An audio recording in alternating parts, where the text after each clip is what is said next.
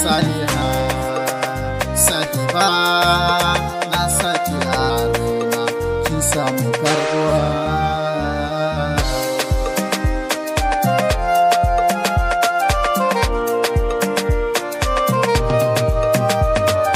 Soyayya na yarda ruwan zuma ce, in ka ba masoyinka wannan kauna ce, ina sha na baiwa masoyiyata. Kulawa a cikin soyayya ake samun sarauta, ke ce na wake kujeran sarauta, haduwar ki ce ta saki shiga zuciyata, na saki a raina ki samu karbuwa.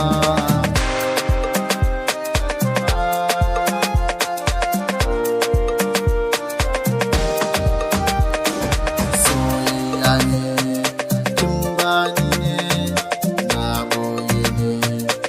cikin zuciya muradina, kina raina, kina nan har cikin ruhina. Samun kina yi babbar sa'a ce, zuciya ta shaida ke ta musamman ce, abokiyar shawara da ke nake zance, kalamanki suke sanya hankali na kwance.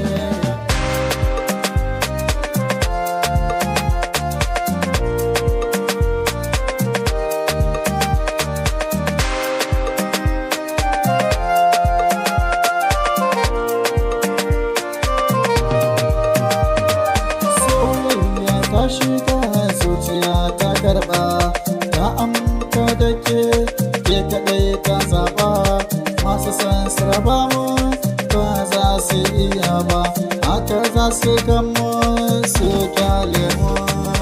Allah mai girma bai sokar da cuta ba, da farko ne ya sokar da maganinta, sannan ya sokar da cuta bayanta. Masoya ke ce wannan magani.